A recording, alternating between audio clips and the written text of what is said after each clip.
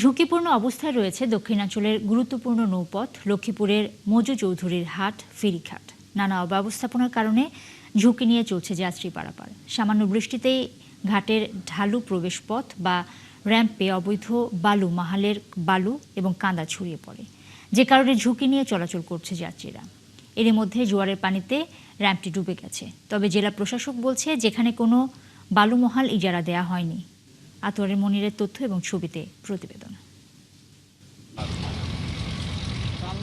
লক্ষ্মীপুরের মজু চৌধুরীর হাট ফেরিঘাট দক্ষিণাঞ্চলের অন্যতম ব্যস্ত এই নৌরুটে প্রতিদিন চলাচল করে হাজারো যাত্রী ও যানবাহন।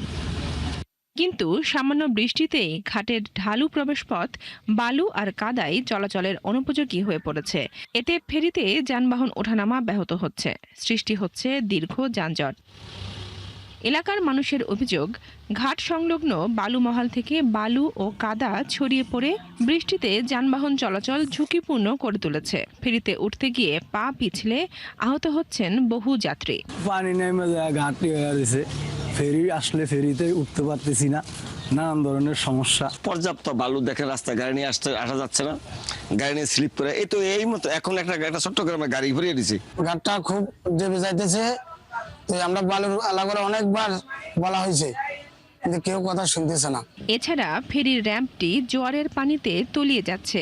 এতে ভারী যানবাহন ওঠানামার সময় দুলে উঠছে র্যাম্পটি। বৃষ্টির কারণে আইসা মাঠে অনেকগুলো বালু জমা হয়ে যায়, বৃষ্টি হলে কাদা হয়ে যায়, গাড়িগুলো উঠতে পারে না। প্রশাসনের টাকা খাওয়ায় এরা অতিরিক্ত, এই যে ঘাটটা অনেক ডাইবে গেছে। পরিবেশ অধিদপ্তরের দাবি, সড়কের পাশে এভাবে বালু সংরক্ষণ পরিবেশের জন্য ক্ষতিকর হলেও ঘাট জেলা প্রশাসনের আওতায় হওয়ায় তারা সরাসরি ব্যবস্থা নিতে পারছে না। এটা মূলত জেলা প্রশাসনের সাথে বালি মহল বালির ব্যবসা, এটা মূলত জেলা প্রশাসনের সাথে। শুধু বায়ু দূষণের জন্য আমরা তাদেরকে নির্দেশনা দিতে পারি। জেলা প্রশাসক জানিয়েছেন সেখানে কোনো বালু মহাল ইজারা দেওয়া হয়নি।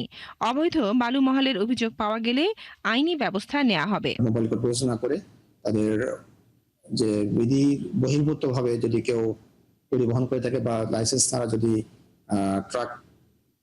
ট্রাকে মালামাল বহন করে থাকে, সেক্ষেত্রে জরিমানা করা হয়েছে এবং এই অভিযানটা অব্যাহত থাকবে।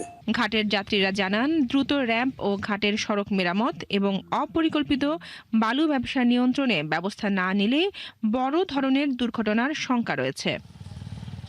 বনশ্রী হালদার, ৭১।